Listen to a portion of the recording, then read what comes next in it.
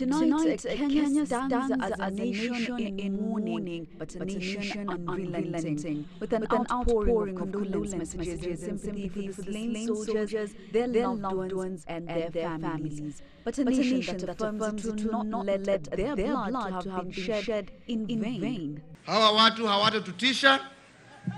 Sisi tuko tayari kusimama imara kulinda nchi yetu. Such is the message that came from their commander-in-chief, President Uhuru Kenyatta. That message reiterated by Interior Cabinet Secretary Joseph Kaiseri today. You don't run away from the enemy. You reinforce. So I'm sure there must have been reinforcement, both from Amisom and from KDF. So you need not worry on that. The Al-Shabaab military responsible are now a wanted lot. A very, very heavy casualty has been inflicted on the enemy. That's what I'm saying. And the enemy lost more than we did.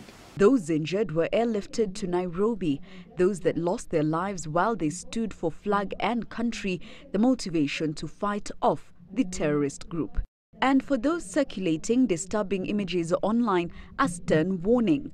Just last month, amendments to the security laws now state that a person who publishes or broadcasts photographs of victims of a terrorist attack without the consent of the National Police Service and of the victim commits an offence and is liable on conviction to a term of imprisonment for a period not exceeding 3 years or to a fine of 5 million shillings or both.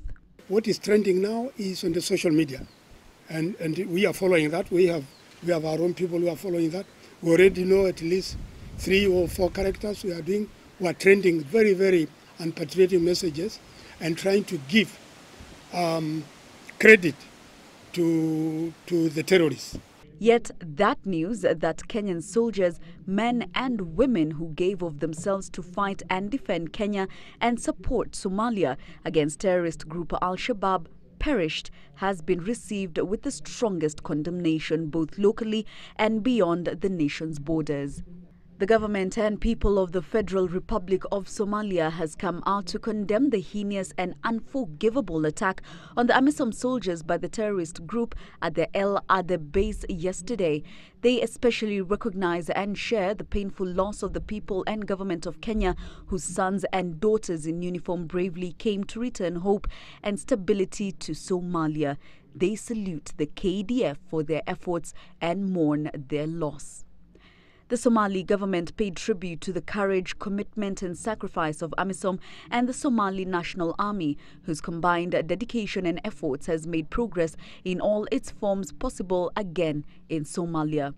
But with this, a message of a nation that will not bow to terror. The government of the Federal Republic of Somalia says it will not be deterred from achieving its ambitions of peace, progress and prosperity for its entire people and the wider region by the cowardly and criminal acts of those who hide behind a bankrupted and fraudulent interpretation of our beautiful Islamic religion. The United Nations has strongly condemned the attacks as well. UN Chief Ban Ki-moon affirmed that this attack will not diminish the resolve of the United Nations to work hand in hand with the African Union and Amisom to support the people and the government of Somalia. Jackie Maribe, Citizen Weekend.